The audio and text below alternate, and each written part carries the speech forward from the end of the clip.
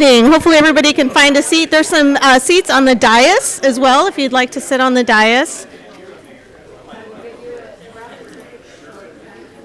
Oh, there you are. Perfect. All right, we're going to start here soon. It's already 6 o'clock, so we want to make sure that we're respectful of everyone's time. If you have not grabbed some food, please do so. There's plenty for everyone and some coffee. We also have kid activities in here, but I don't see any children. So if you get bored and would like to color, there's some coloring sheets in here if you'd like to.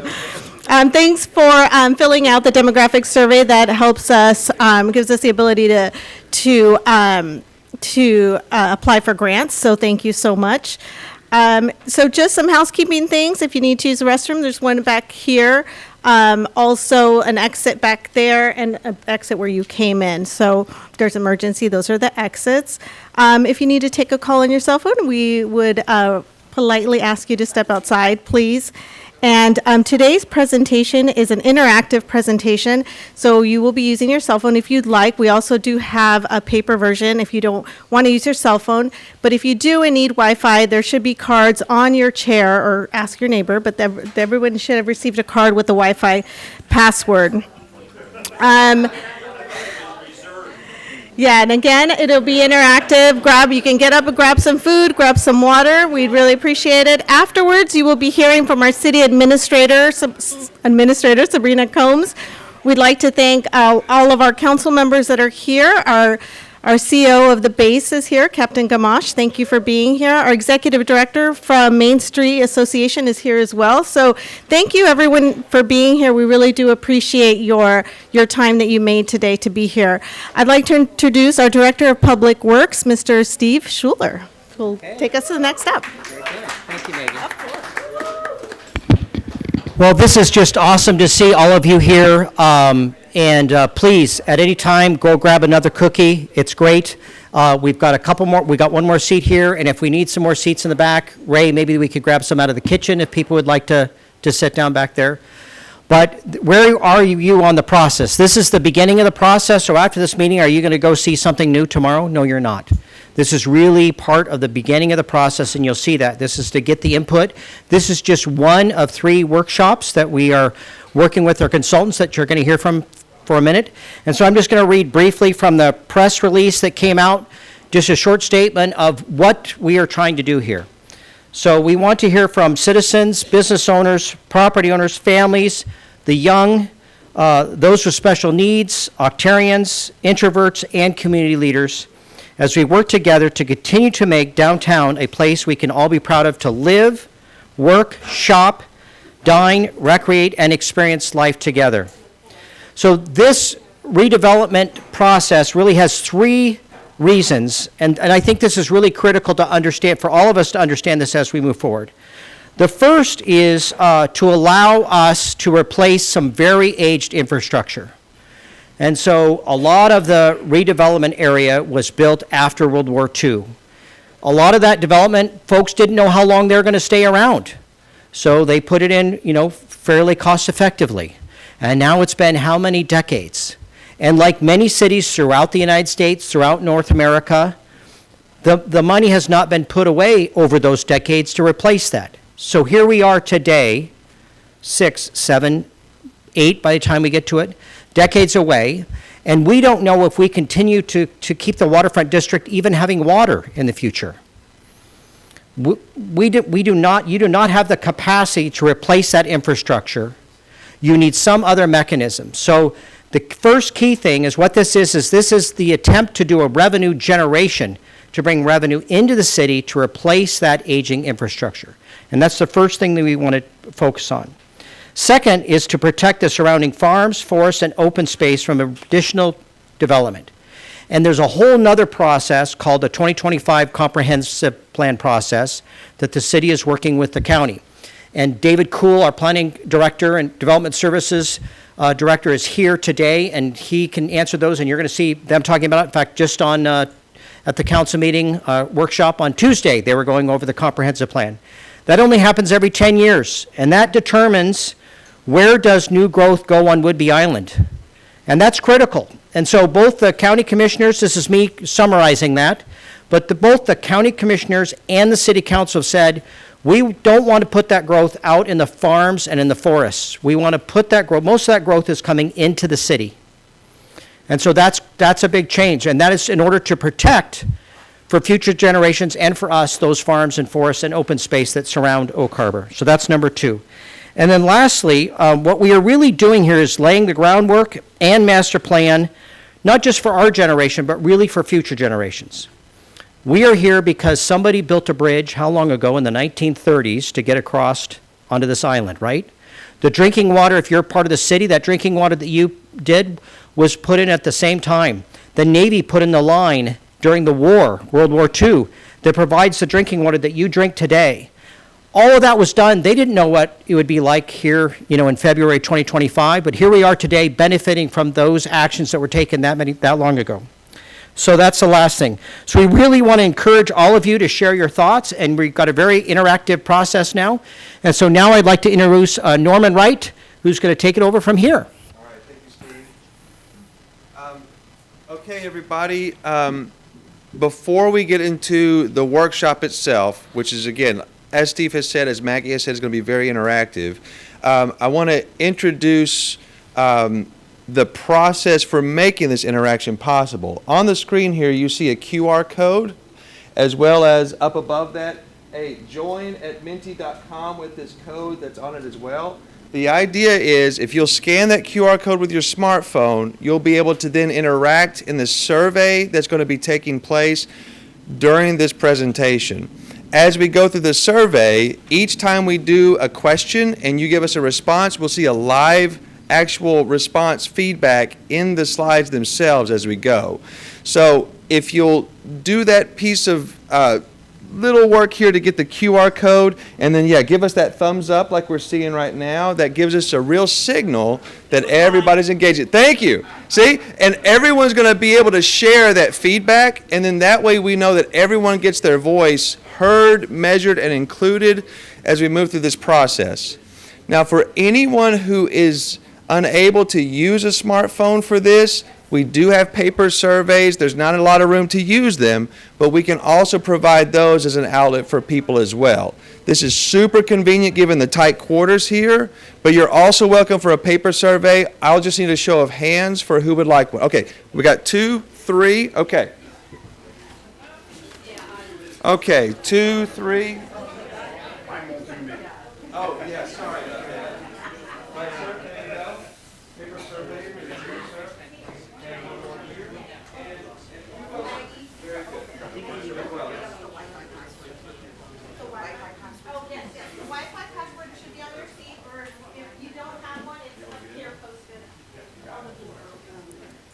Paper surveys? Okay. And there's some seats up here. There's 3 seats up here if anybody.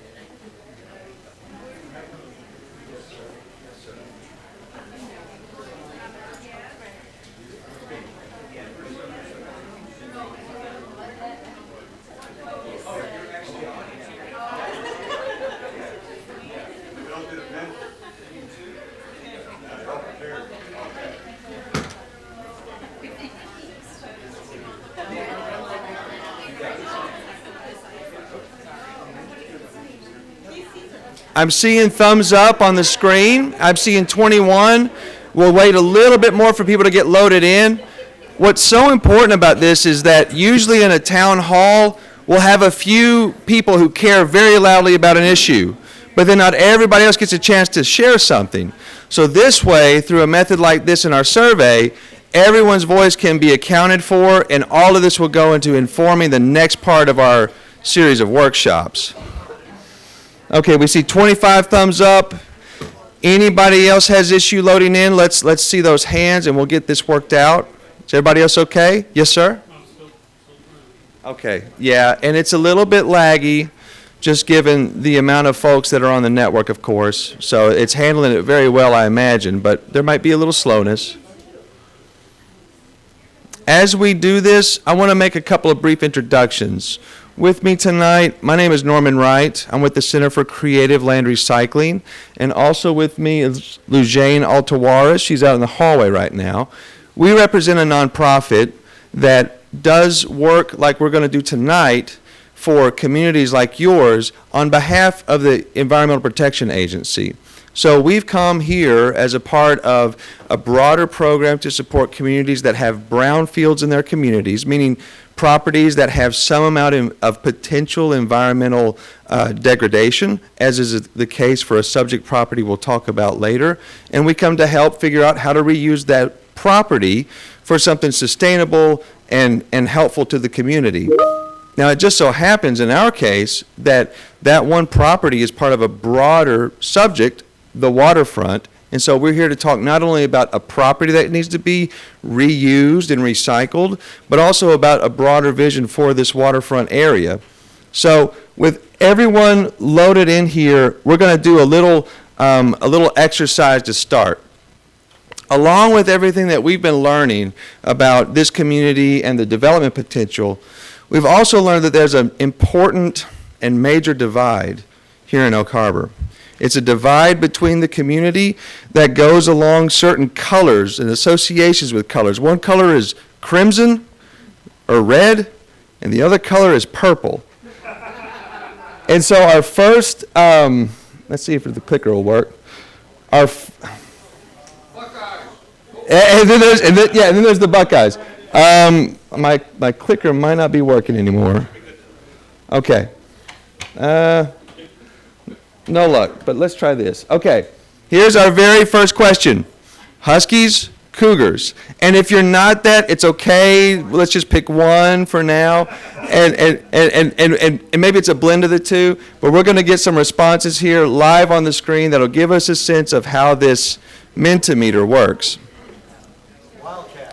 A wildcat. A wildcat. We'll have to make a third category next time. That is NA. Yeah. So you can see how this works. As it loads up on your screen, you can then enter in your response. That response comes up on the screen here live, and as it does, we're able to see these responses pretty interactively.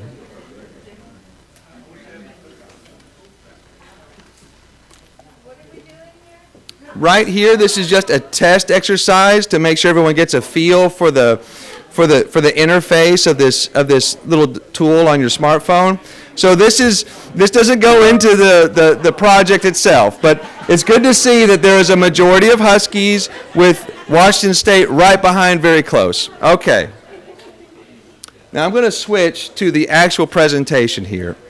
So as we go through our workshop tonight, we're going to have basically a structured conversation. What that means is I'm going to go through each of these slides, tell you a little bit about us as an organization, Lou Jane and I and the other people at our organization who's here to work with you, and then talk about our agenda. So in our agenda tonight, we're going to look big and broad at some key themes about this waterfront, get your thoughts on that, and then start to narrow down closely into the core issues ultimately that need to be a part of our second workshop when we come back in April. So we start with introducing the district area, the goals and objectives of this work, the current vision, a review of the situation that's at hand, thanks to the great work that's been done already for the comp plan, and then we'll get into the visioning.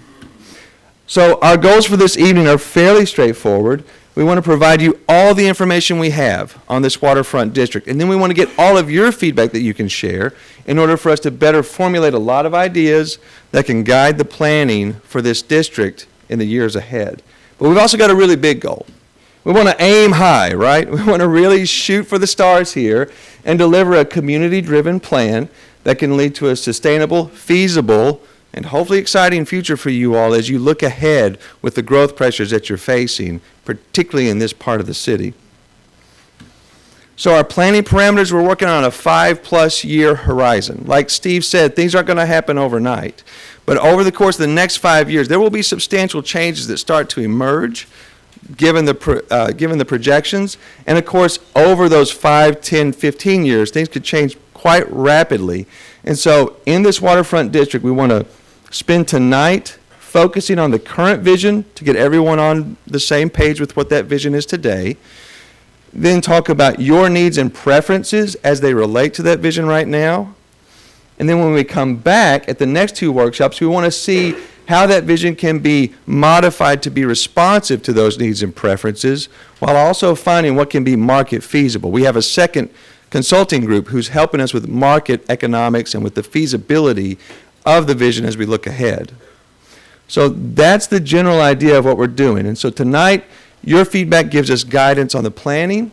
Then we come back April 17th, we start talking about scenarios for how that development can start to grow in response to your preferences and needs. And then we'll start to identify adjustments to the vision while also delivering in May the market feasibility analysis and the final vision that will guide this growth as you all move ahead. So it's a rather short, compact, usually this kind of work can take a year.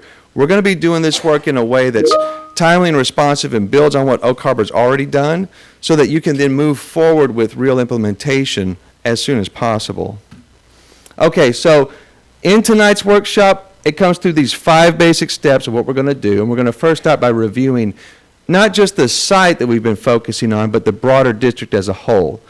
Do these images look familiar to anybody by chance? Yeah, these are images from prior visioning efforts that have been conducted here in Oak Harbor. You can see urbanism, tree canopies, walkability, and a lot of new infill development in an area that you're very familiar with.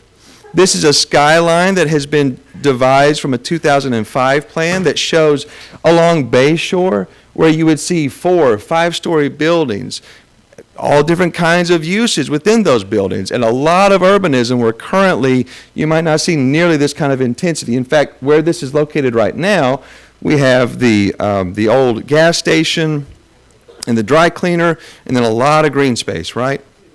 This is that vision of what is foreseen for a future as this area grows.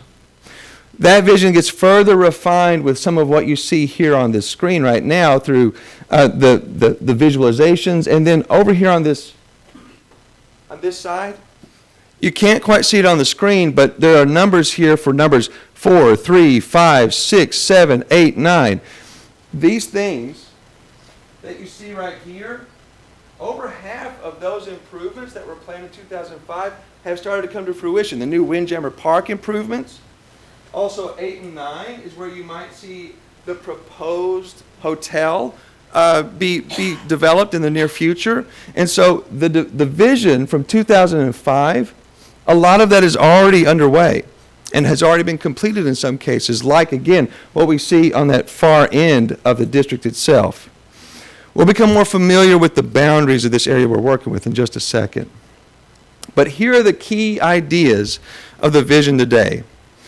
Live, work, play, activity areas, 5-story buildings with mixed uses, walkable streets, a rich urban canopy with a lot more trees than what are even there right now, and this is a great city already for its tree canopy. Vibrant public plazas, special district signage and branding, public art, and unique civic features. Now, the key to these themes is that everybody kind of has a sense of what these things mean, but what of these things are most important? That's something we want to know. So to find that out, we're going to go back to our Mentimeter, and we're going to ask the very first question that involves the visioning itself. Now, this is a tricky thing to start ranking these items, but what we'd like for you to do is look at these key themes of the vision today, place these in whatever order you think makes sense for you that is most important to least important, and then when you're ready, you can hit submit, and then we'll start to see those answers pop up on the screen. And then for those using the paper survey, if you want to just fill in 1 through 7, with 1 being most important and 7 being least, we'll get a sense of your priorities as well as we look through this. This is also, as we start to see responses come in, like right now, this is where we'll have a time for some conversation before we move on to the next part. So take your time. It's hard to rank order things and find out what's most important to you, but really do think about what is most important to you, what you want. We'll look broadly at the city's needs in a little bit, but for right now, we're thinking about what is most important to you in all of these ideas.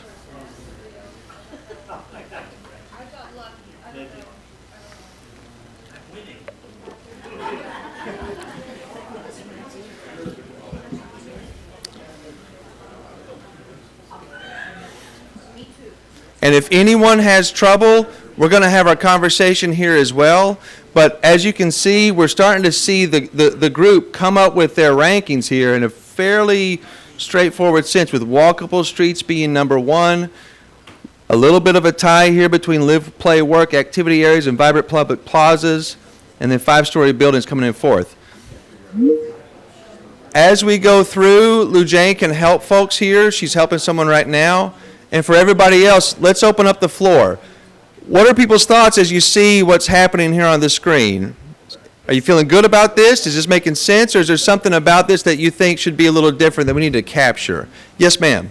I don't like this walkable streets as a top priority. I mean, how many people are walking the streets right now that, I mean, can't you go to some place, park your car, go to Ely State Park? I mean, what's this walkable streets all about? I know we don't have a lot of sidewalks. Is that what people are asking for? Sidewalks, or what do they mean by walkable streets? Yes, sir. I walk the streets every single day, and a great example is you just can't really easily walk. You know, if I wanted to go to the movie theater on foot, which you do a lot, I live right here on the edge. Crossing 20 there is a nightmare. You know, you just, as soon as you get across, get outside the little town right here, you definitely feel like a second class citizen walking around cars. State traffic, what they do, the lights, you're just sitting waiting for a white light that into the bar that, that kind of stuff, people walking the streets. At least for me, I want to be able to walk around and enjoy it. Right now, there's very little in the city that you can walk around and enjoy. So was it a matter of they need sidewalks? What do you need? Well, we need vehicle-sized cars, making sure that people have really, really good places to, feel nice to walk.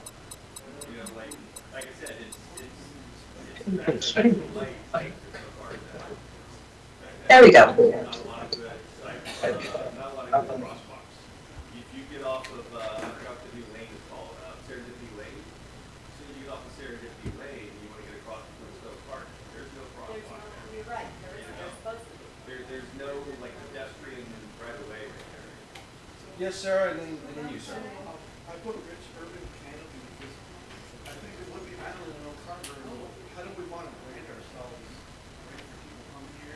Right. And then if you have that, you can, I would think within that walkable spaces would be included in that type of thing, this rich urban canopy lot street philosophies.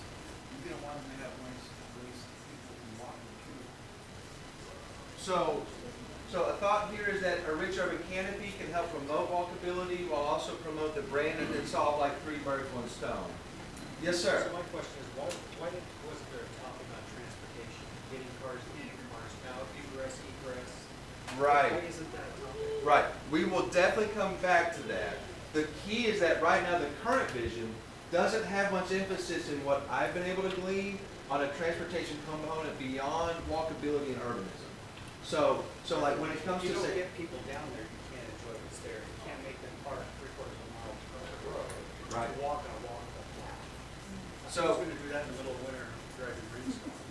so I'm going to put down here transportation as in more broadly the broad system itself without just an emphasis on walkability. And we're going to have more questions on this theme, so we'll come back to this further. As an older community, they're not gonna walk a half a mile to go to the extra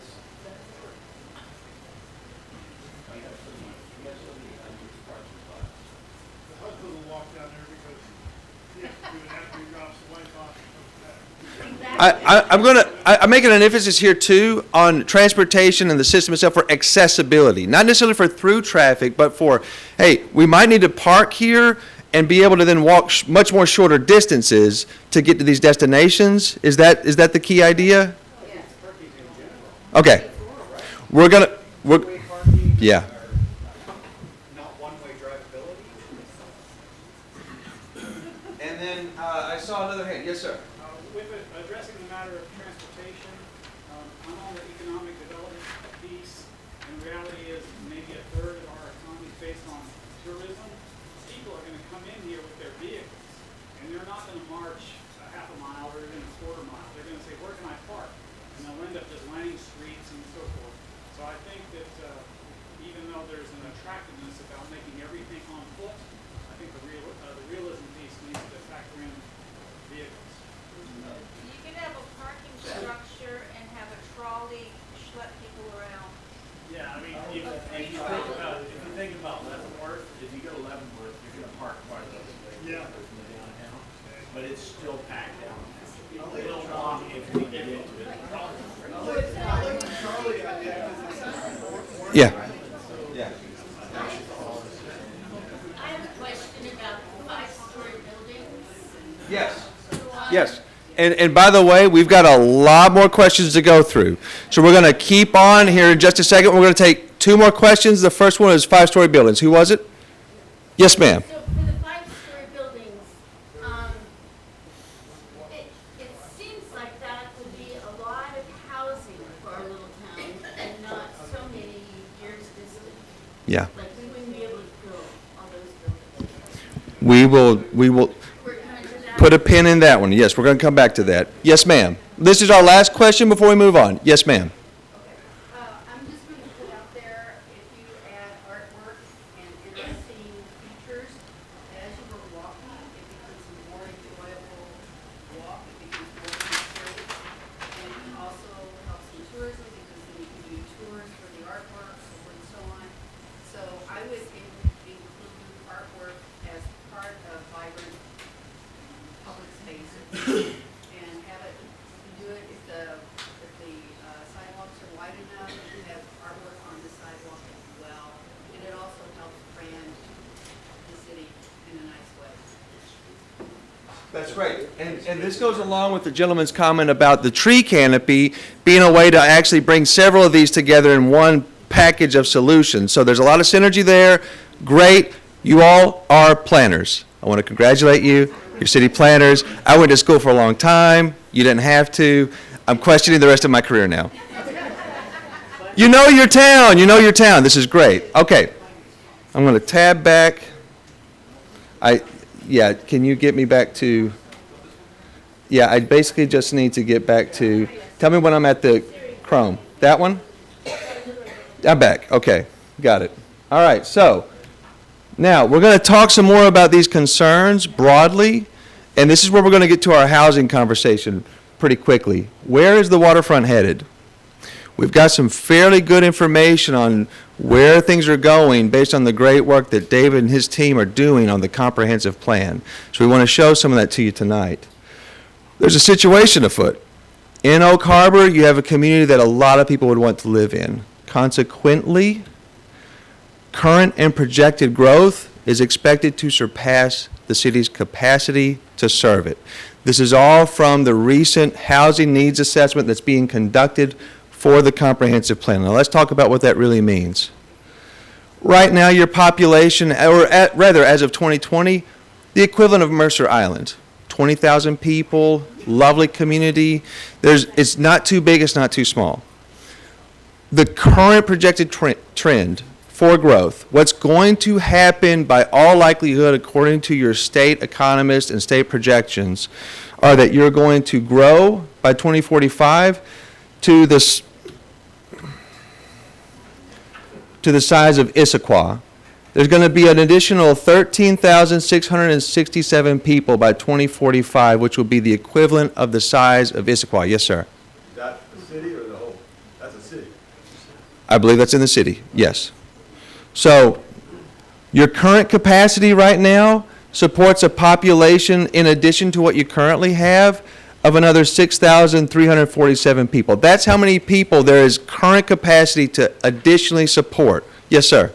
What's driving that growth that they're projecting? Yeah. I think it is, I'm not sure beyond, I was most recently a planning director in Salem, Oregon, and in both places, this is where people are moving. Just, there's so many reasons. Some of it's family, some of it's jobs, some of it's to retire, some of it's because they can now work remotely and they can live here and do their work.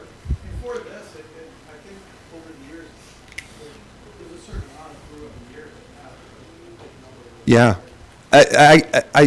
In my experience, a lot of it is this hybrid work model that's now in effect, where people can actually commute to Seattle for just 2 days and then be back here. I want to, yes, sir, real quick. Well, basically, there was a hiring freeze, and we got a memo about reduction Oh, no. Making the courthouse be by April 13th. Okay. And then there's another study SBM plan for physical nutrition, Yeah. military retirement.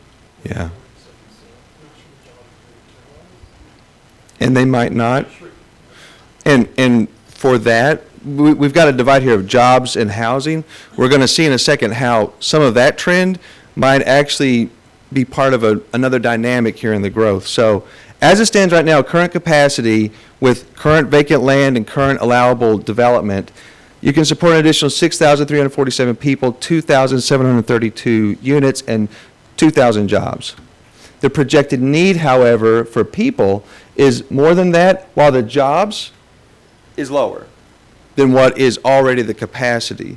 So let me show you what that means. Right now, there needs to be, in order for this growth that is a very valid projection to be sustained and supported, there needs to be additional capacity in the city for development, vertical, to support an additional 7,320 people, 2,800 units, and there's actually a surplus when it comes to job demand as far as the capacity there. There's enough for another 780 jobs if nothing changed. This is the growth that is by all accounts coming. Statistically, this is valid. And it's over a long period. It's 20 years, right? 20 years. But this is the sort of change that could be on the way. Now, when we think about 7,320 additional people beyond what is already supported by the capacity, that is the equivalent of another Chehalis. Chehalis? I think I'm saying it right? Chehalis? All right. I've been there. I've stopped by there on a bike ride once. And beautiful town. This is the equivalent of their population that needs to also be supported in addition to the growth that can already be supported in town. So this vision for the waterfront is actually a pretty smart response to the demand that's underway, because you live in a place that people want to be. And now, given the technology, given work trends, even in spite of what might be occurring on the base or other large employers, this can very much happen. Bend, Oregon, in the area I most recently was, they know this. They can tell you all about it. Bellingham, they can tell you all about it. Bothell, they're here to commiserate with you. You're on the current end of a wave that they've been seeing for a little bit of time. Okay, part of that wave also includes this trend that Steve has shared with the council in a recent meeting, where multifamily development is on the rise throughout the greater Seattle metro region, and single-family homes, those detached homes that are on the half-acre lot or quarter-acre lot, those are on the decline. Multifamily is up, rising quite a bit. How many have been to Bothell recently, or Issaquah? You can see it, right? In those city blocks now, you're seeing a lot of those 5-story units. As that trend continues, we're talking about in 20 years another 13,667 people, 5,531 new housing units, all here in your beautiful community. And the question, of course, is where will they go? Right? We're talking 20 years. It doesn't happen overnight, and there's a lot of infrastructure that Steve mentioned that will need to be addressed in order to support this as well. But as you think about it, being the planners that you are, we can recognize a particular area here known as the broader waterfront district proper that could be a major supportive area for this. Now, if you live in this area, we're not talking about your backyard yet. We're not. What we're talking about, though, is this general area that's within the central portion of the city where there's a lot of that infrastructure need, where there's a lot of opportunity for cross connections and big improvements that could help. And then within this waterfront district proper, we have the waterfront itself. Now, when we zoom into this area for tonight, what we're really talking about is this area that you see outlined. And within this area, we're going to carve it out here. This is our project area. This takes Pioneer Way. It takes Bayshore. And I can't remember the name of that street that's above. Barrington. Okay, thank you. Thank you. And we see Windjammer at the far end there. Brand new. And then we got a subject property, which was our brownfield, that old gas station and dry cleaner. That's on the other corner. This is going to be our focus area for the work that we do later on with scenario planning. And this is where that vision for the harbor is really fully addressed. So you can see the plans that have been done already to visualize this area developing in a way to meet all of those needs and create that sort of new look for the city, at least in this part of town. Okay, so within this project area, there are all kinds of questions to ask. What do you want to see in this spot? What do you want to see with this street? What do you want to see in that spot? And we're going to get to some of those tonight. Others we'll address later. But there's a couple of things that we want to really focus on, and we're going to go back to Mentimeter now to do that. So I'm going to turn to the next question. And the next question is this. Measure your level of agreement with each of these statements. Now, on your paper survey, it's fairly straightforward. You'll see the statements there on the left-hand side, followed by strongly disagree, disagree, agree, or strongly agree. And then here, of course, on Mentimeter and on your phone, you can read these statements as well. So statement 1, as of now, Oak Harbor can support this level of growth and thrive. Whether you agree with that or not, let us know. Next statement, Oak Harbor will need to make major policy changes to support this level of growth. Agree or disagree? Number 3, Oak Harbor will need to make major infrastructure improvements to support this level of growth. And number 4, the waterfront should be a cornerstone for fostering this growth in a sustainable manner. I'm going to get a drink of water. You guys definitely please continue, and we'll discuss some of this.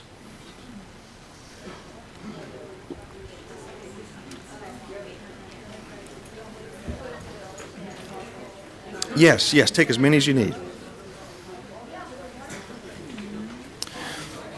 With these questions, these statements are things that have been talked about by your excellent city local government for quite some time. There are some things here that they know that I'm seeing a lot of actual agreement with here from you all as well, and so we want to make sure where those meetings of the minds are occurring. Any thoughts, any comments on this question and what we're sharing so far? What we're really getting to is that the majority of people disagree, not strongly, but they disagree that Oak Harbor can support this level of growth and thrive. Then we also are seeing more agreement with the idea that there needs to be policy changes, major infrastructure improvements, and that the waterfront needs to be a cornerstone. Now, this is the sort of thinking that has already been manifest with the vision and with some of the planning that's already underway. So we're seeing things all consistently by the pattern that we're seeing here, with some strong agreement, some mediocre agreement, and then some points in between.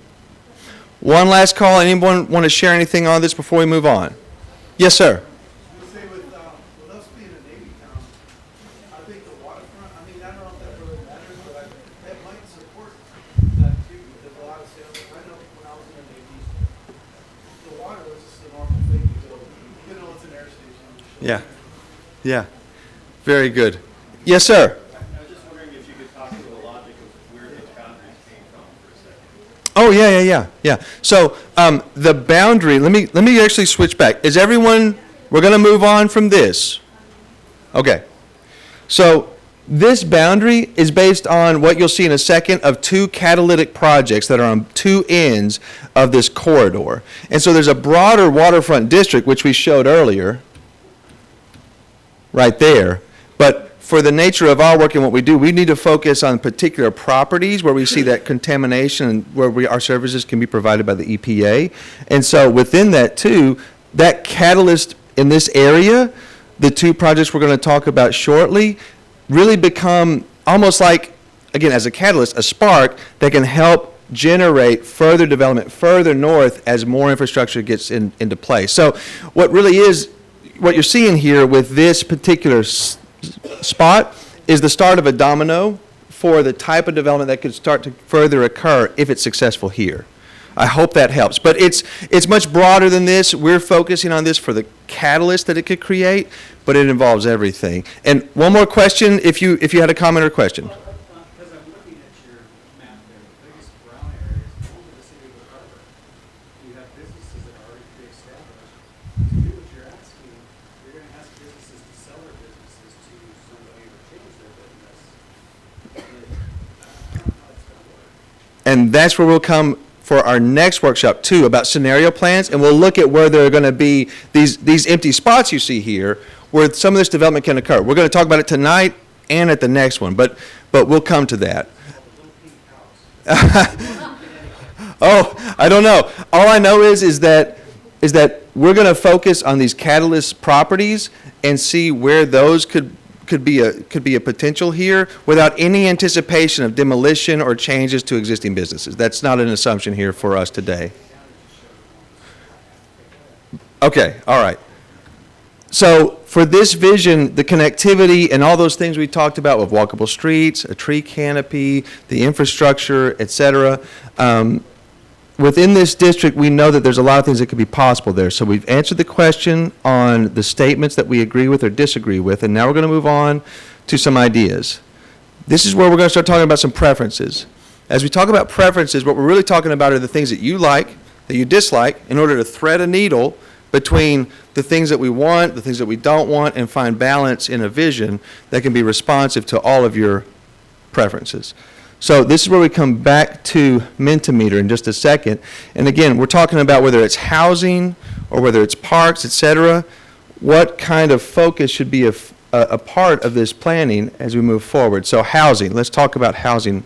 We don't want that. Terribly ugly. Yeah. So already, there's a little bit of a preference here that we're going to pull into Mentimeter in just a second over the topic of attached housing.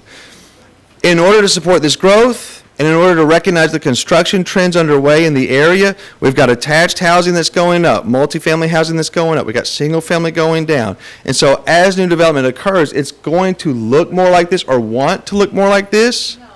And so let's go back to Mentimeter and talk about how you feel about this idea of housing. So, hold on. That's not the idea. Okay. All right, we've got an issue here all of a sudden. I'll be right back. Let me come over here. Yeah, if you'll move that, thank you. Okay, so on your screen, I'll get to you, sir, in just a second. On your screen, you've got 4 options. Those 4 options include, I do not want housing of the sort that we just saw as a focus of the waterfront, that attached housing, 5 stories.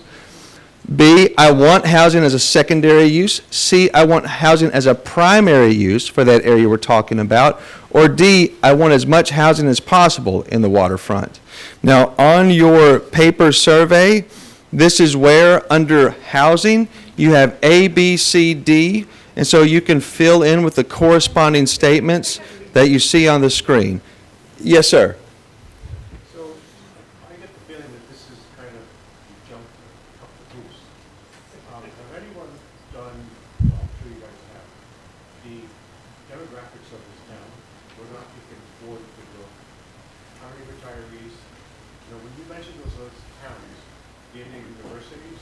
Do you have any very large companies that apply employment? Yeah. And so the issue here is we can't keep, we can't keep restaurants open in this town. Yeah. So the issue is, this is all well and good. Yeah. I think there's a fundamental hurdle here that should be looked at in terms of what are the real demographics of this town and what is the possibilities of this town. And then how does the Navy factor into it, which is one of the biggest drivers of the economy. Right. So did everyone hear the comment? Yes. Okay.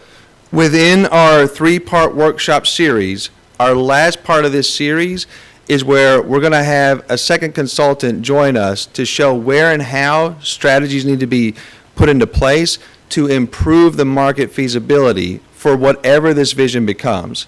Right now, this vision, you see the 5 stories. We know that's not happened yesterday, so we know that the market is a little bit soft for that right now.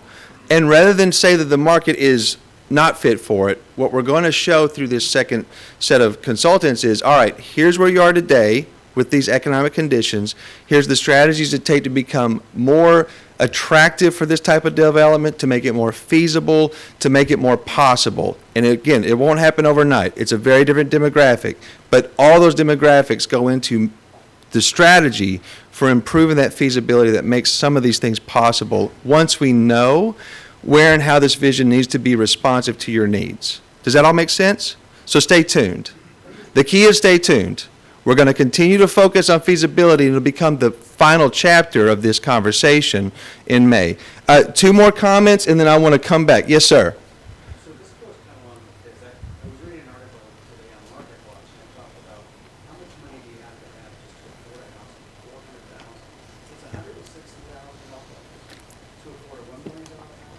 Yeah. $265,000 a year. So what you're trying to build down here, from a developer standpoint, he's gonna want value for that money. He's not gonna come and build something worth $1 million if he can't get the people to get in there in the springtime. So I kind of Yeah. think we're kind of doing this backwards a little bit. Well, the process is where basically all these things come together in that final conversation. So bring that same thought, bring those same concerns to every single point of this conversation as we reach the end. It's never going to be just, all right, we talked about it, now we're gone. It's always going to come back. Last comment, and then we're going to go on. Yes, sir. With regard to the waterfront properties, it's normally a high dollar property. Island counties need incoming revenue and money, people with needs. Yeah. And therefore, if we develop something that's attractive on the front end, near the water, where people will come in, then they will bring the business and they'll bring the dollars. That doesn't mean all the housing in Oak Harbor is going to look like that. It's just a magnet or a central stimulus for the rest of the whole community.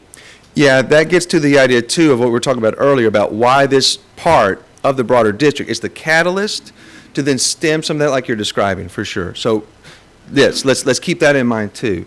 All right, as it stands right now, the broad preference of the group here is that we want housing to be a secondary use for the waterfront. So that's coming up clean and clear, and let's move on to the next part of this. Next up is tourism. We've talked a little bit about tourism. Now, on the screen here, you're going to see my hometown, which is Nashville, Tennessee. We know you don't want Nashville, Tennessee, right? I don't want Nashville, Tennessee, and I live there. But we also have Ketchikan, up in Alaska, which was a very successful tourist town, maybe a little too successful, Oak Harbor's taste. We'll find out in a second. And then we have other more simpler ways to think about tourism with festivals or with just general destination shopping or general destinations for activities of some other kind that bring people here. I found out today from Dave, your planning director, that Deception Pass, the most visited tourism site, and I know why. I've been there. Jane and I, we couldn't believe it. It's amazing. Love it. So, yeah. Right. We're lucky that we could stop. Let's go back to Mentimeter and talk about this particular topic. So when it comes to thinking about tourism, we know that the broader sense here is that housing should be a secondary use. Let's think about tourism. Do you want visitors to stop by for a brief stop? Do you want tourism to not be a part of the vision? Do you want visitors to come and get an immersive experience for several hours? Or do you want people to stay the night? That would mean hotels, of course. Maybe more Airbnb. But let's see what you think is the right balance here for the waterfront, particularly the waterfront. Some of ours Oh, are they? Okay, I'm sorry. If they don't come up, you might have to hit refresh. And if that still gives you fits, then I can pass out a paper survey if you have issues. The paper survey doesn't match your. Oh, does really? Yes, it's in the order that you see on the screen here. So A, B, C, D. Yeah, it's fine print, so I apologize.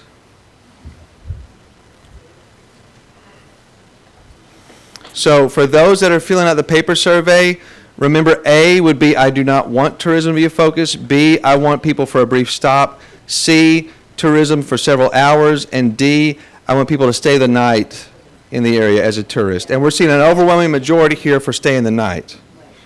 Okay. Now let's talk a little bit too about economic development. This is already a major focus. I can totally understand why. Economic development in the sense of a theme for a vision means everything that recruits more businesses to this area, but outside of tourism. Tourism, we've got some focus on that, and that is the economy. But in this case, we're going to look more broadly at economic development in the sense of jobs of all shapes and sizes. That could be service economy, that could be professional services, more accountants, more, say, startup here for the tech scene, whatever that might be, more restaurants, service economy again, or it could be more dry cleaners, or it could be some other kind of economic activity that, again, relates to jobs, employment, rising incomes, that sort of thing. And what we're really getting to in the survey, when we talk about this, is these 5 options. A, I do not want jobs and employment centers to be a focus for the waterfront. B, I want some jobs and employment, mostly as retail and services. C, I want more jobs and employment so that the waterfront becomes more like a business district. Or D, I am happy with any amount of jobs and employment. It's not really a factor in the way it's described here in these options.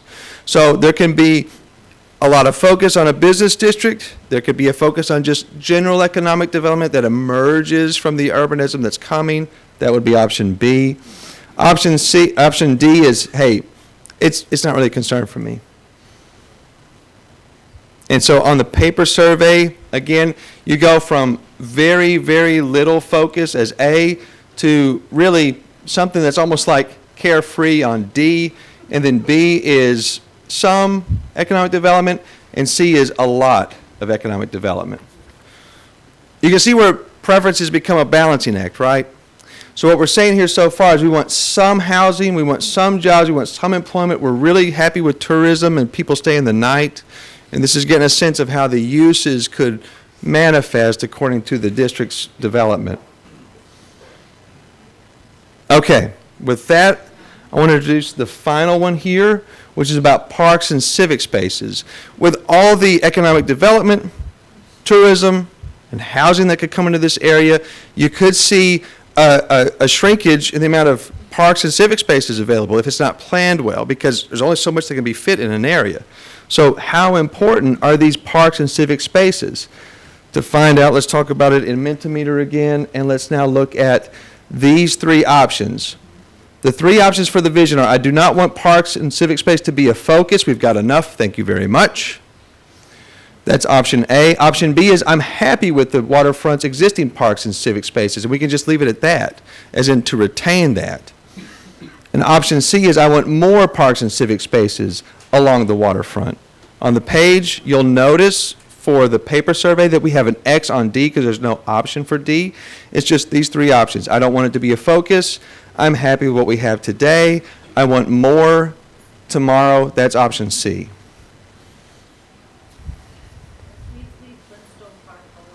Let's leave Flintstone Park alone. Yes. There was a Flintstone car there, wasn't there? Yes, there is still. It's still there? Oh, I haven't.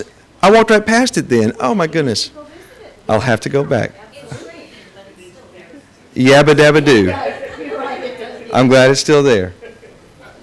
All right, so we've got a little bit of a split between I'm happy with the amount that is there now, and then I want more parks and civic spaces along the waterfront. So we've got a little bit of a balance here. Yes, sir, one comment, two comments, and then we're going to move on. Yes, sir. Say too, with the parks and civic spaces, with the tenants to facility, we think that's just a park that we have right now, but a big park, and then you need uses and purposes.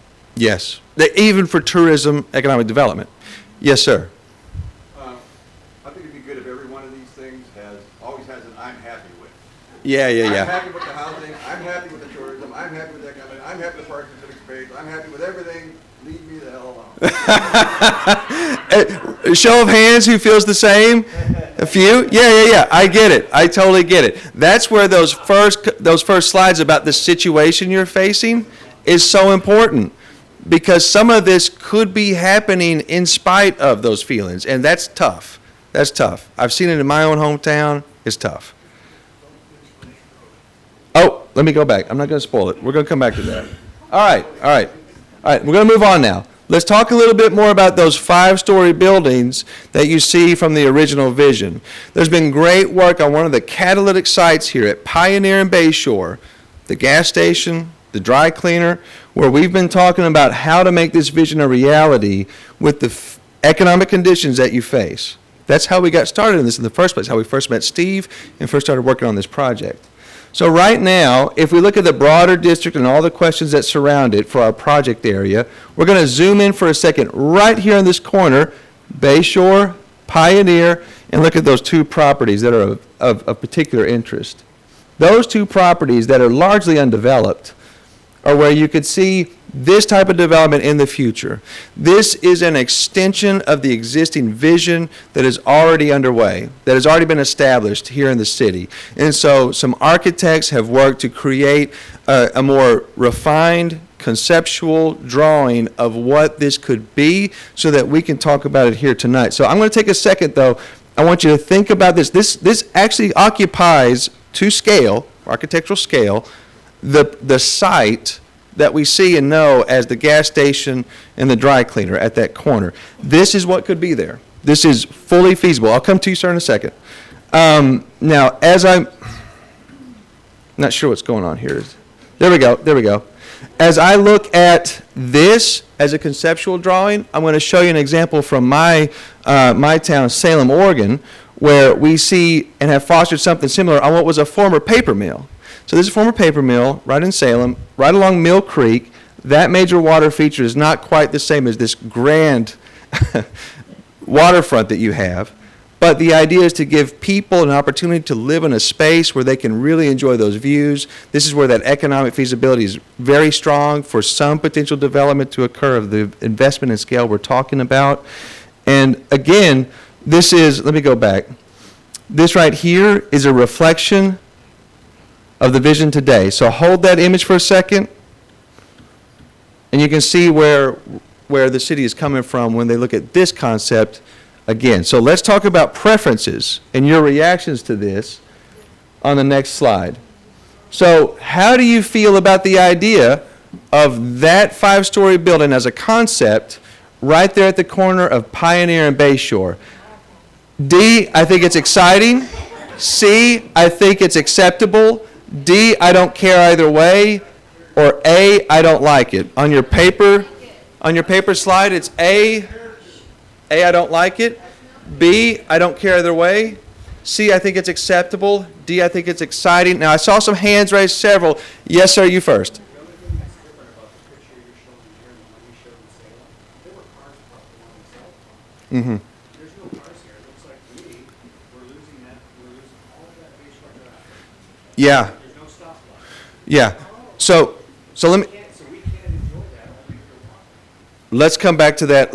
I've got a question for everybody on that comment. Let's come back to that in a second. Several questions. Hold on, everybody. Several arms are raised. 1, 2, 3, 4. Ma'am, you'll be number 4, okay? Okay, great. All right, yes, sir.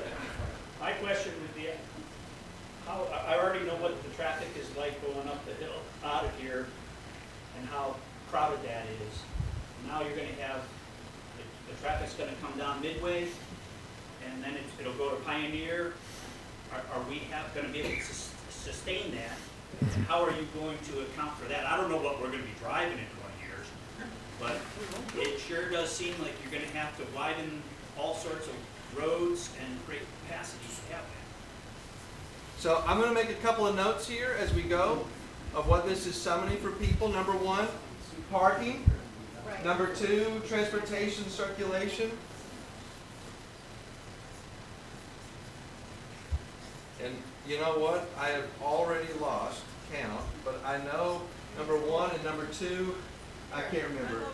Yes, ma'am. Yes, ma'am. Okay, so I like the height, okay, but how I would do that is I'd have a parking structure on the bottom 3 floors, and I would make the Performing Arts Center on the top half, so that the people that attend the Performing Arts Center and all the activities that go with Performing Arts, they have a beautiful view of the harbor and the water, the sunset, the whole thing. Right. Because you put a massive amount of people there, and the city can't enjoy that view. It's too exclusive, so Yeah. you're screwing up the whole vibe, because you can't put housing on that corner. It makes no sense at all. Yeah. Okay. Thank you. 2, who was my number 3? Honor system here. Yes, ma'am. That's okay. And then you were 4, and then we're going to do one more. Yes, ma'am. Are you talking about this specific building aesthetically, or just the idea of a 5-story building on that structure? The idea, the idea. This helps to visualize what 5-story really means, but yeah, we're not looking at the aesthetics so much as the idea. Yes, ma'am. I'm gonna kind of agree with what she said. Could you cross out the word views and put vibe? I think it's important. Put what now? Cross out the word views and put vibe. Vibe. There's this word, islanders, right? And Wilkie Island is an island. And when I look at that picture, what I see is what just went up across the street from Fred Meyer Yeah. in Burlington, Yeah. Washington. Yeah. That is And my dad kind of called, I was talking to him on the phone about it, and he said, it's here in Hamilton too, Hamilton, Ohio. Are you familiar with that at all? The river, right? And they just built, I think there's 3 of them now along the river. It's successful there, but it's a little out of sync, I think, for our area, our demographics. There's a lot of 30 to 50s. There's a lot of live concerts, like through the summer, every other weekend. It's really noisy. And busy. Which is good for business, don't get me wrong. I mean, business brings business. But I think it's important that you focus on the vibe. I personally feel it would be just a huge, ugly thing if you built something like that on our waterfront. Yeah, it's horrible.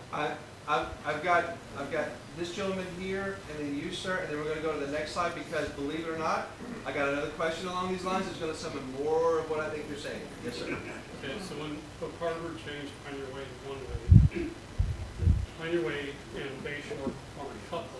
It's a transportation term. And if you knew that, it's going to really cause a problem for access to the base. But also, it was very important to downtown business owners at the time that there was no net loss of parking. So the city worked very hard when they went from parallel parking to the diagonal parking to keep it. And what somebody back here said is, well, this looks like there's a huge loss of parking. And the loss of the couple. It doesn't make much sense.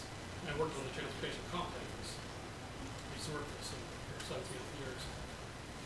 Transportation-wise, this does not make any sense unless we don't have cars. If we're not going to have cars, we're not building this anytime soon. That's a long time. Right. Thank you. Yes, sir. Last one. So I think that's beautiful. I actually like the architecture. If you go to, like, down by Everett, by the base where they put the new, well, not brand new now, but a lot of the buildings here, it looks almost look like that. And then on top of that, it's right by the water, so on top of the way that building was, I don't see why you can't put like rooftop garden, restaurants, or something like that in there. And then you got one, then you want to attract young people, and that's what probably attracts older people. You know, and then that area where that gas station is, I mean, it's dead anyway right now. So. Right.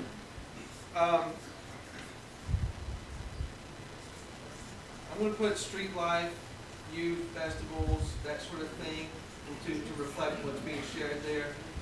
And I want to take that theme to the next question here. So this is one project.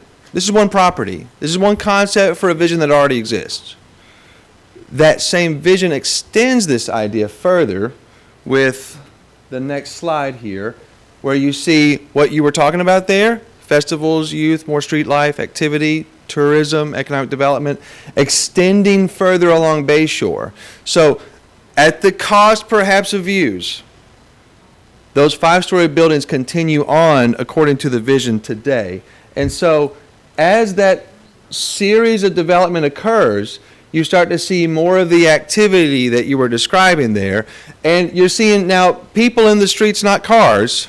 I mean, let's acknowledge that. You're seeing the parking gone. We don't see cars there, right? We now see instead a different kind of urbanism taking shape here. And so as this vision extends, as it grows and manifests along this waterfront according to the plans today, we start to come to this as that frontage. So as you turn the corner from Bayshore down to the waterfront, this is what you start to see. Again, we're talking 20 years here where this occurs. But this is what the vision currently shows. This is that skyline from Pioneer all the way around the corner and along the waterfront. So we're going to talk about this. I've already seen some hands raised.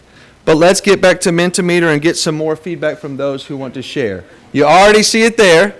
Here's the question. Let me set this up, and then we'll get to your question, sir, or your comment. How do you feel about the idea of several 5-story buildings along Bayshore? So we started with one 5-story building at Pioneer and Bayshore.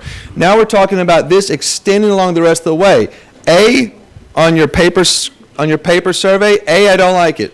B, I don't care either way. C, I think it is acceptable. D, I think it is exciting. Yes, sir. These buildings planning currently, are they mixed-use buildings? It looks like you have walkways down below. Well, they are part of the concept, and so just based on my experience in doing this in other places, these would be mixed use in the way you're describing, yes. With housing also? On the second, third, fourth, so active first floor uses where you see a lot of that street life, restaurants, offices, et cetera, and then second, third, fourth, fifth stories, if there is a fifth story, would be residential. Any concepts for boutique hotel? Oh, yeah. Convention center? I mean, in this type of urbanism, all of that stuff is possible, and particularly with permissive policies that allow a variety of those uses. Yeah, yeah, yes. Okay, so several hands at first. Let me get to you, sir. I don't want to offend the room, but I have a question as to how the feasibility and the information you're going to take back applies to people that are maybe 40 years old or younger. It makes up a large percentage of the population here, thanks to the Navy base. I'm not Navy, I never have been in the military. I appreciate all of you who have. But I think about me being here raising my 8-year-old daughter for the next 20, 25 years. This kind of stuff, granted I came from a big city originally, so it is a little bit interesting to me. But how does the city know that they're going to get ample feedback from the entire group of people that call Oak Harbor home, whether it be for 4 years or 10 years or 40 years, when the room doesn't support the actual demographics of the city completely? Yeah, yeah. So, wanting to see a more representative sample, kind of? In a sense, I just Yeah. think the city uses the data. Yeah. They don't have a larger sample based on the actual demographics of the city. Well, let's keep that question alive throughout this entire process, while also knowing that a lot of this is stemming from the work of 2005, and the work of 1990, and the work of 2000. And so these visions, you know, when I put those old slides up with the paper that's like wrinkled and the little, you know, like you can almost feel the crinkling of it, right? It's going from that far back. So some of this is representative of at least those generations and those efforts, as well as the comp plan that's underway today. But we'll talk, we should bring more of that into the conversation.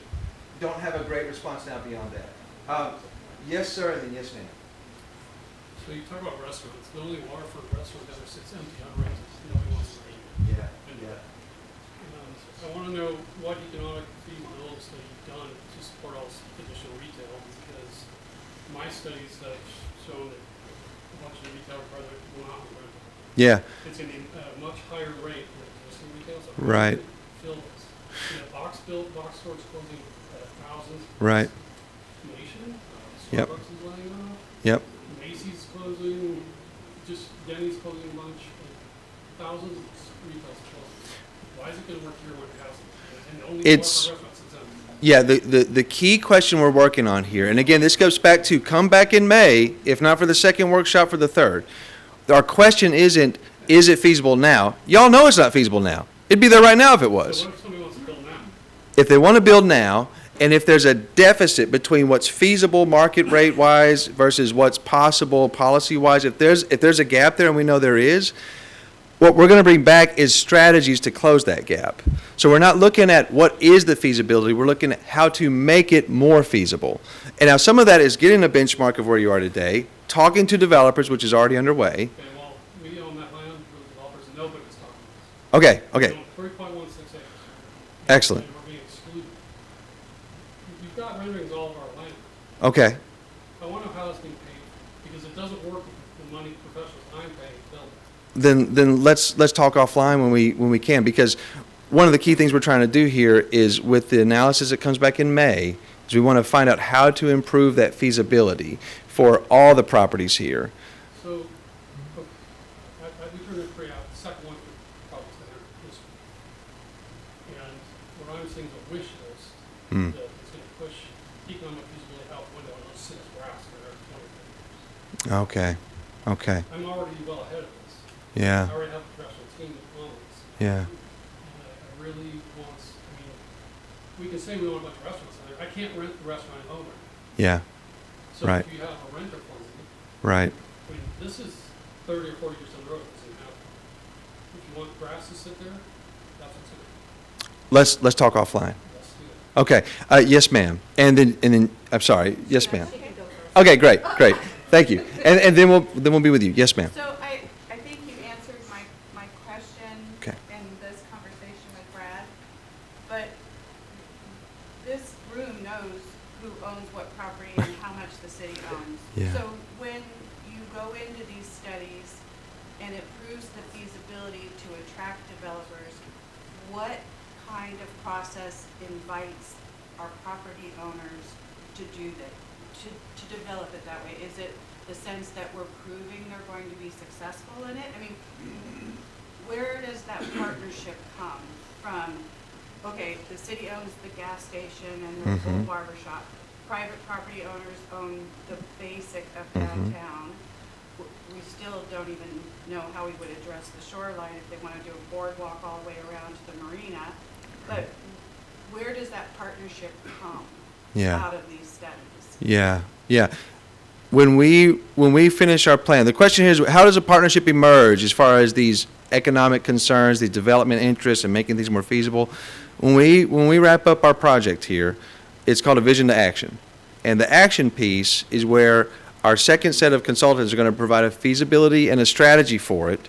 And in that strategy, we'll be mapping out where and how those things can occur so that the city and you all can have a consideration on how that program can evolve. So these are questions that we start to answer through that analysis and the conversations from now through May. Thank you. Sure thing. Yes, ma'am. When I look at that, I think, oh, there's not going to be any kind of view from Pioneer. Is there any kind of consideration with that? With the view historic- sheds? Pardon me? With the view sheds, like the views to the water? Right, yeah. Yeah. Like spacing in between the buildings or, Yeah. because we live on an island, we don't want to lose that island feel by losing the vision, or the sight of the water. And is there any consideration of modeling these buildings after the buildings that are currently on Pioneer, the historic part? Are they gonna kind of lean towards a historic look? So we're talking about the vernacular of the architecture and seeing if there can be consistency between what we see in Pioneer extending here. Nothing that's purple and made of marble. Yeah. Thematically, to stick to the character. Yeah. Yeah. I don't mean to be cartoonish because I think you're raising a good point. I just want to make sure people understand what we're saying. So, yes, sir. Yes, ma'am. And then we're going to go on to the next slide. Yes, sir. Oh, okay. Sorry, I've been wanting to contribute for a while. Sorry, I haven't seen your hand. Sorry. I'll take the opportunity to make two comments. Sure. One is, I missed the very beginning, I'm sorry if Alan couldn't get here right at the beginning. Is 5 stories like it? Is nothing in 5 stories? Because I feel like that's a couple stories too high. Okay. I've lived in a couple of cities that are gentrified, and let's face it, this is the beginning of gentrification. And what's happened is that there's become a wall of condos at the waterfront that is blocking everyone who lives in the actual neighborhoods from enjoying those views and those sightlines. And I know you talked about, I can't remember what view spacing and stuff, but like, can we have maybe 1 5-story, 2-story, 3-story, like a little bit of natural development of like what a skyline might look at. Skyline's not a great word for this town, but like just like some roof line barriers, not just a wall of 5 stories. That was my first comment. And the second one is, so I live on 6th, which is one of the only through streets from 20 to Regatta. And I'm seeing a lot of imagery of Bay Shore not moving over the traffic. And I'm thinking about how people are going to get to the seaplane base. And I'm thinking about my kids who like to be on our street with no sidewalks. And how we're going to get, and then I think about the fact that there's schools on Regatta. And you move the traffic over to Regatta. And so what's the long-term vision for getting people onto the base when you're eliminating now the second corridor to get people to the base? So those are my 2 comments that I've just been thinking about. So I put down gentrification, varying building heights. We've also got, a second on the views. And then Bay Shore and these arterial roads and making sure how we connect to the base. Yeah, because I live in that, that larger section you put. Uh-huh. Sort of like the long-term vision. Yeah. That's a lot of residential family homes. We want sidewalks. Right. So that infrastructure has to come with this vision. Right. To make the rest of the neighborhood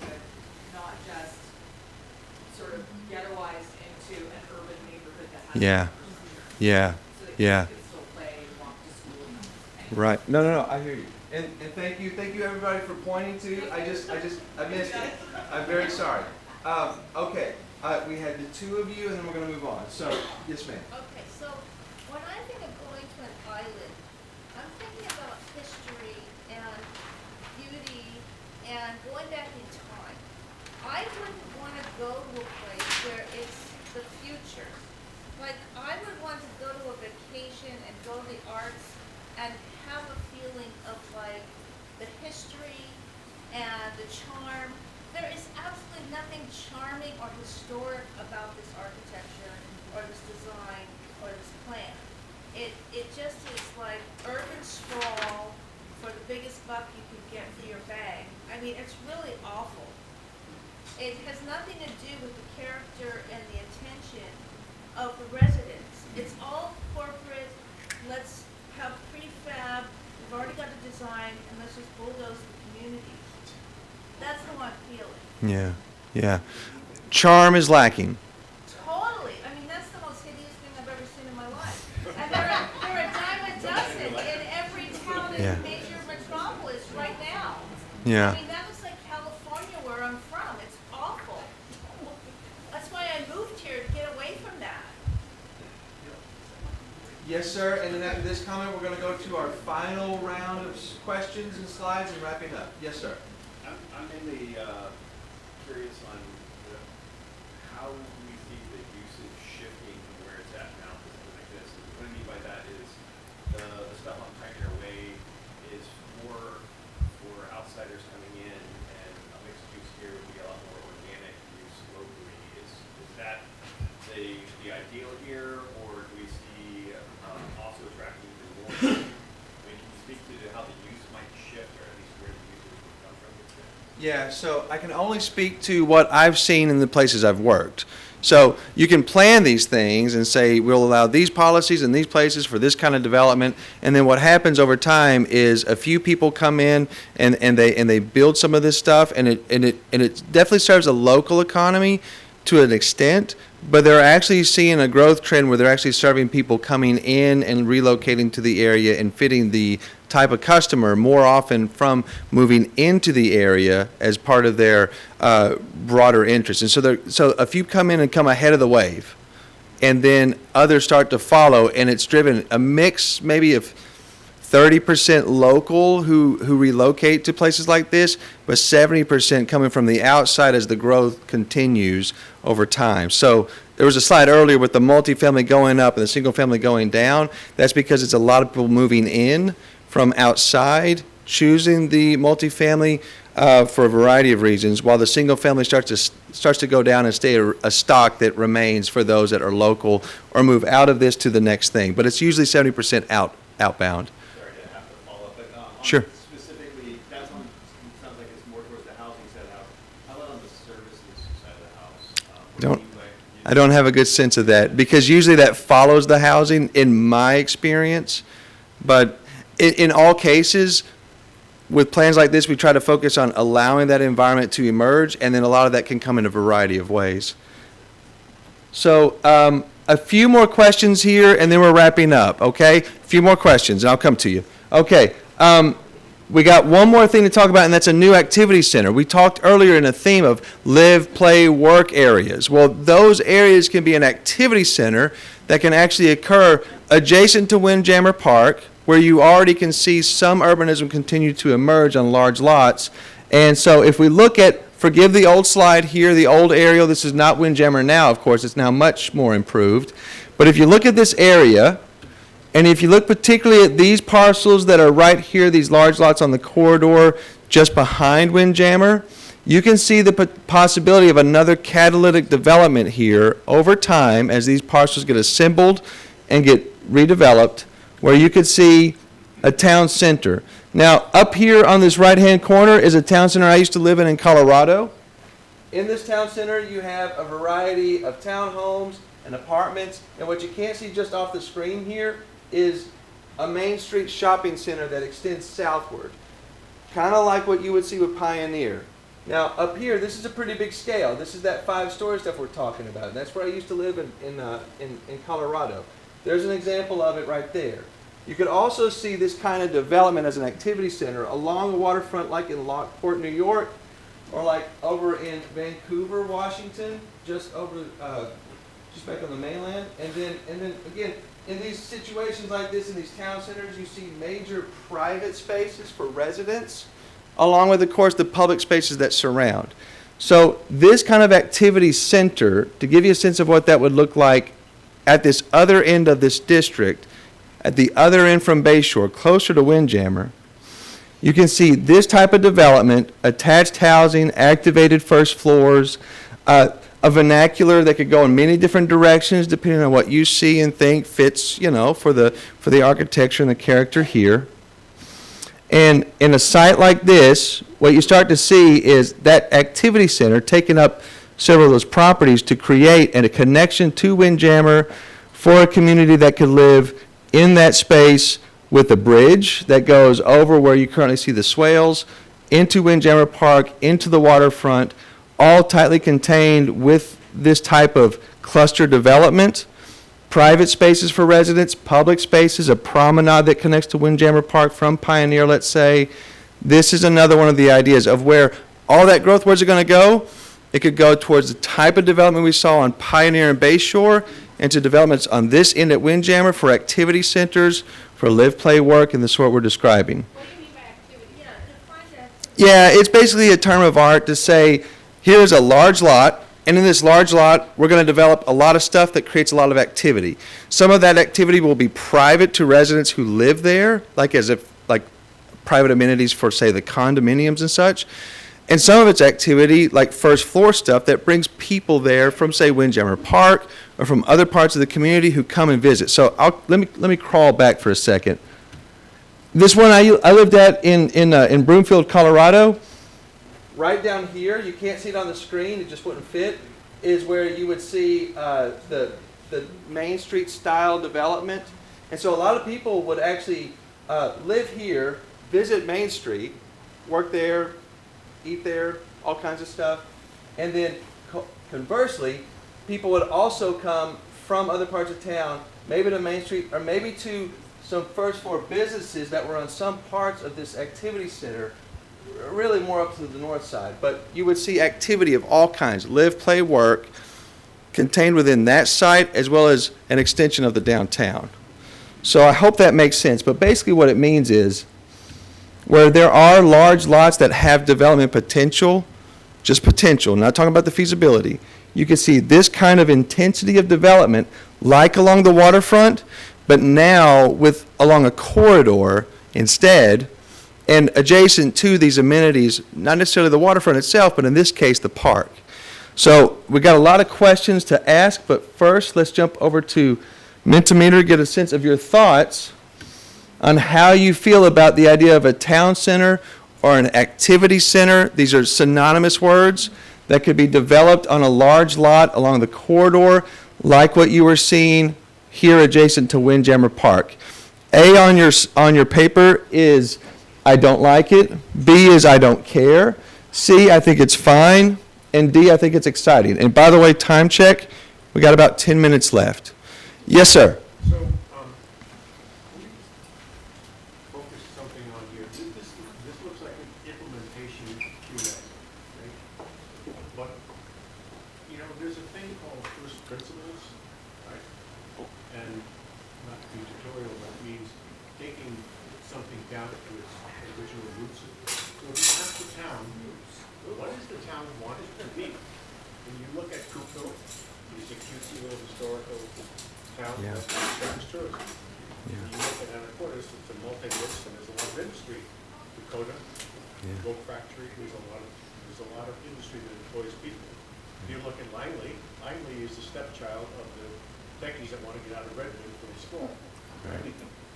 So what is the vision that this town has? Because that's an implementation phase that should follow first principles. Yeah. Well, those first principles, to the best that I can articulate them here, are part of that vision that I showed earlier, that skyline, that plan, 2005, et cetera, urbanization that shows this type of development over time. Yeah, but that's jumping back to implementation. Okay. So what does the town want to be? Well, these questions here tonight hopefully help us answer that. So if you all have answers to that question, that's why we're here. So the question's for this audience. It's not for me. So I'm showing what I see of it from the vision that's established, but if you guys have different ideas, that's this workshop. Yes, ma'am, and then yes, sir. Yes, ma'am. So I think the city should be very wary of doing any deep digging on East Pioneer Way, because when they did the one-way Pioneer Way improvement, they dug up a whole bunch of ancestral Native American remains, and I'm sure that there are still some there, especially located where the old gas station is, and possibly where the old dry cleaners is. The grassland below that, Bay Shore is fill, so that's modern fill, so that's not the concern. They need to be very concerned that they're not gonna make the same mistake they made before, because then the tribes took the city to court and the city lost. And it broke the relationship with the city of Oak Harbor, with a lot of our surrounding tribes. Because they were so disrespected. It's consultation. It's not just waiting for them to sue. It's like, where are they in this process right now? Are the tribes part of it? Because this is their traditional territory and they have a stake, right? I'm making notes here of archaeological considerations, State Historic Preservation Office coordination, tribal coordination. Whenever we get to disruption of soil in this area. Yes, sir. I'm on the art commission, and we had a firm come in and talk about developing an art plan for the city. And when they went around and looked at everything that you've said about the waterfront, it's obvious. Everyone agrees that. There's tremendous potential there. One thing that they did say is the area that is not utilized is Midway, leading into the waterfront. And that area right now does have, there's more than one single lane of road. And if you're gonna build 5-story things, you could start using that space, and then you'd have bike paths to go down to the waterfront. You could probably preserve some of the waterfront, and the housing might be cheaper because it's not waterfront. But that's an underutilized area, and that's what they identified. So true. Midway underutilized. Okay, we have several hands. Yes, ma'am, and then we'll come to you too. And yeah. I've gotten twisted around as we've gone through the slides. Yeah. And it's starting to look like Bay Shore is going away and becoming just a walking place, but you're not talking about that. No, we're looking at the development that would be along Bay Shore, but not with any assumptions of changes to Bay Shore. Across the street from the, Yeah. Your pictures are false. You're wanting us to vote on something or see how we like it, but we're not really giving the whole picture here. Because you're showing, those roads are blocked off, and the buildings have cut into that right away. And you're not showing how you're gonna accompany for traffic. Even your one there on that last lot, on that 300 units, where are those people gonna park? Across at Ace Hardware? Right. Sure. I'm concerned about this because I live on Bay Shore. So where is Bay Shore in that picture? So this is along. Let me go back. So this is where you see these properties right here. These are along. What is that street, folks? Is that Pioneer? Yeah. So Bay Shore, I think, is curving around, and then over here, this is Windjammer. So this is an old image of Windjammer. Yeah. That's the DSHS building. Yeah. So Bay Shore's not, I don't think, adjacent to these sites. It's down the road. Yeah. Let me give you a little more orientation by going back. So we're talking about this site right in this area, whereas Bay Shore comes around, and comes over there. Okay. Sorry. Yes, ma'am. I just have a comment. Whatever I've heard about gentrification of areas, usually what happens, this is like a formula, you bring the artists in, you get them some studios, you make this an art colony, okay? Yeah. The artists then bring in small restaurants and wine tasting, and then you get the money coming in with Right. multi-million-dollar whatevers. Yeah, So the artists always start yeah, the buzz. right, I don't hear any plans for the arts. yeah, yeah, That's what makes this place, or will make any place, when you're talking about catalysts are artists on all different levels, because they're creative and they have great, and then the restaurants come. That's how you build and gentrify an area. hmm Let's bring that as we talk more on market feasibility and its improvements, placemaking, the arts, the uniqueness. You all have already talked about charm, how that needs to continue to be built upon in order to draw some of this other stuff. Let's bring this as a key theme in these next workshops. I got a note here too, arts as a catalyst, but yes, let's keep talking about that too. Last comment, and then we got one final round of questions, and we're done. And we're out with an hour and a half. Yes, sir. So, maybe are you gonna go on the base and do something like this with the base itself? I think that's a good idea because the base is so much part of the community. Okay. And, I mean, you do have sailors that are coming here for the first weekend, they haven't been here very long. And you have a lot of chiefs, a lot of officers that transfer and come back, spend a lot of time here, and they may have some really good info. Yeah, yeah, very good, very good. Okay, I'm going to skip a couple slides here.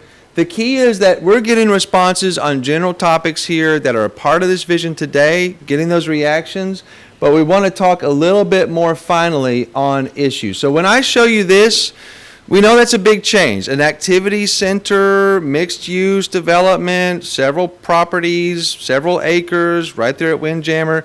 It's a lot of density there. It's a lot of density elsewhere. Now, we know that this kind of development is not Hong Kong, right? We're not talking about that. But there are still, for the type of development we're talking about, there are new issues that come afoot. We've talked about traffic. We've talked about parking. We've talked a little bit about the activity that could occur and the noise it could generate, the greenhouse gas emissions, because there will still be cars, the nightlife, et cetera. So we're going to talk a little bit about these concerns in our final round of the Mentimeter. And for those who are on the paper slide, or paper survey, it's a little self-explanatory. You can see there the issues, and you can see where your concerns are. We're going to look through those concerns. We're going to measure it, and then we're going to rank. Okay, so back to Mentimeter for our last round of questions. This will be kind of a lightning round. When it comes to traffic congestion, what is your level of concern? I am not concerned, I'm concerned, or I'm very concerned. I'll give you 5 guesses, and the first 4 don't count on what the answer is going to be. On your paper, you can see not concerned, concerned, very concerned. Just check mark where you see yourself, and we'll collect those later. Now, traffic congestion is referring particularly to automobiles trying to get to places and getting slowed down by all the activity in this area. It does not refer to pedestrians. In fact, if you want to make things safe for pedestrians, you do 3 things. You slow the traffic, then you slow the traffic, and then you slow the traffic. So when we're talking about traffic congestion, we're actually talking about something that actually runs harmonious to pedestrians and walkability. And by making things less congested, we actually can make things conflict with those walkable areas and those pedestrian needs. So just keep in mind the relationships here. Your concerns are your concerns. It's valid regardless, but this is part of the interplay in the conversation. So we've got some that are not concerned, we've got some that are concerned, and then we've got 23 that are very concerned. Totally understand. Next, city noise. We're going to have, according to the vision, festivals. We're going to have nightlife. We're going to have emergency response as all the activity continues to unfold over the time, as this becomes a destination for many types of uses and, again, many types of events. So what is your level of concern with, say, city noise and just broad city activity? Not concerned, concerned, very concerned. We're getting 35. When I see about 40, that's when I'll know that everyone's had a chance to chime in. Overall, not a lot of concern here for it. I think everybody understands that this could be a very real part of any urbanization, and you might not live immediately next to it, so it might not be a big issue. F-18s, I was told about that, and I've been hearing them today. It's amazing. Okay. Next up, your level of concern with greenhouse gas emissions. When we talk about traffic congestion, when we talk about growth, when we talk about the amount of people and then the amount of cars, this can be a concern for many. For some, it might not. Let's see where everybody lands. 32, 33 responses. Yes. Yep. We're getting to our last three, and then we're done. Okay, next up, I'm going to keep moving. Infrastructure capacity. This would be your water, your sewer, your utilities. Is the growth going to extend beyond what those things can support? We already know that current growth, or current conditions, are already straining the infrastructure today as it is. So as growth is inevitable, that strain can continue. So there can be concerned, there can be very concerned or not concerned. We got 41 responses. We need to wrap up. So I'm going to move on to our next one.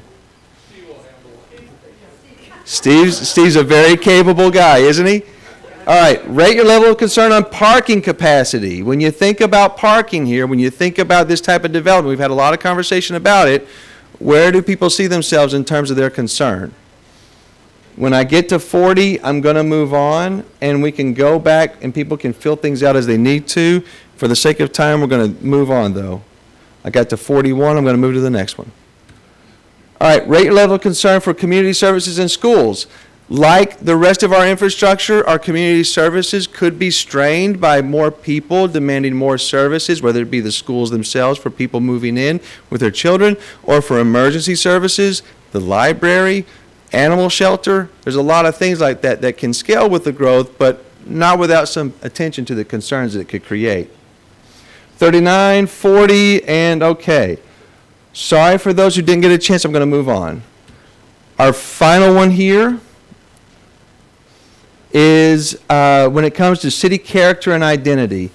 What is your level of concern when you see the graphics on the screen, when you see the images of what could be the development pattern, when you see that architecture? Some are excited, some not so much. So there could be concern in some varying degrees. We've got 12, 13 not concerned. We've got 14 very concerned. We've got 9 somewhat concerned in the middle. And we got 40. And now I'm going to move on to our final exercise. This final exercise is the tough one. Let's see where these things rate for you individually. This is just like our first Mentimeter where we stacked things together. On your papers survey, it's just ranked 1 through 7, 7 being the least important, 1 being the most important, and you can fill that out in the column as you wish. Remember to submit as you have your stacks put in place, and with those stacks in place, we'll be able to see all these responses. I would love for us to get to 40. Now, as we do this, I'm going to wrap up at 7:39 with a couple of other thoughts. We're going to be back on April 17th with our second workshop. In that workshop, we're going to provide some details on these responses tonight, and then we're going to start talking through scenario plans. We've already been doing a little bit of scenario planning on how this growth is going to impact the community, and we're going to come back with a full 3D model, if you will, to look at all this a little more closely, not just a static image anymore, but we'll look at the full interpretation of the city and walk through some more of the conversation on how this type of impact is going to affect folks as it starts to unfold. I've got 37 responses. I would love to get to 40, so for those that are still working on it, I totally understand. But yeah, please do stay tuned for that second workshop where we're going to build on this conversation and then come back again in May as we focus on our final wrap up and our look at feasibility. Okay, we got infrastructure capacity first, followed by traffic congestion.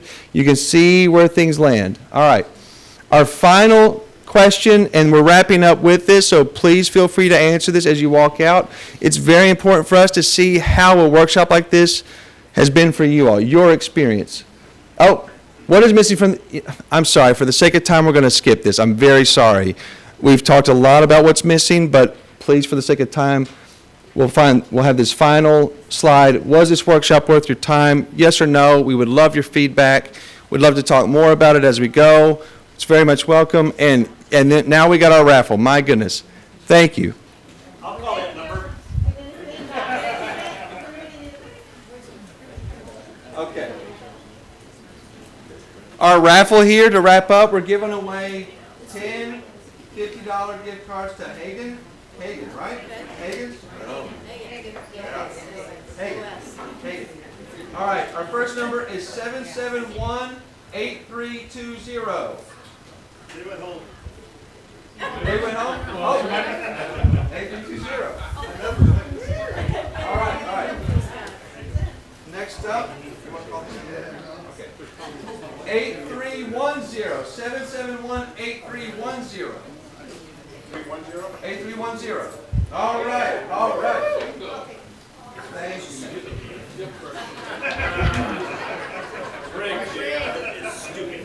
you. Next up is 8304. It's even stupider. 8304. Excellent. Here you go, sir. Behind me. Thank you. And then if you'll just go away. Now, next up is 8290. Yeah. All right, we got a winner. All right, thank you. 8290. All right. Next up, 8326. 8326. 8326. There we go. 8326. 8329. All right, 8329. And Maggie, how many more do we have left? We have 3 left. 8284. 8284. Maggie, 8284. 8320. 8320. Oh my goodness. Let's take a brown. 8303. I got it. 8303. He was ready. And we're on our last one. Is that right, Maggie? Last one, folks. Be sure to get some food on your way out the door. Oh, no, we have 2. We have 2. Oh, all right. 8287. 8287. Coming right here. Be sure to get some coffee. Coffee comes from Whidbey Coffee. Whidbey Coffee Roasters. And thank you very much for your time. One more. Thank you. 8288.